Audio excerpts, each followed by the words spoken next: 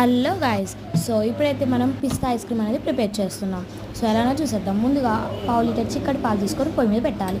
పాలు పొంగొచ్చేటప్పుడు ఒక గిన్నెడు పాలు సపరేట్ చేసుకొని పక్కకు పెట్టుకోవాలి. మిగిలిన పాలల్లో 5 చెంచాల పంచదార వేసి 2 నిమిషాల పాటు కలుపుకోవాలి. పంచదార కరిగిన తర్వాత పావు చెంచా కార్న్ఫ్లోర్ అనేది యాడ్ చేసుకోవాలి. కార్న్ఫ్లోర్ కూడా అందులో కలిసిపోయిన తర్వాత ఒక 2 చెంచాల పిస్తా పౌడర్ అనేది యాడ్ చేసుకోవాలి. బాగా కలుపుకోవాలి.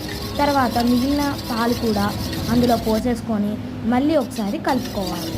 తర్వాత పొయ్యి ఆఫ్ చేసి కిందకి దింపుకోవాలి. చల్లారిన తర్వాత ఫ్రిడ్జ్లో పెట్టుకోవాలి. ఒక 10 నిమిషాల తర్వాత ఫ్రిడ్జ్లో నుంచి తీసి ఒకసారి మళ్ళీ మిక్సీ పట్టుకోవాలి.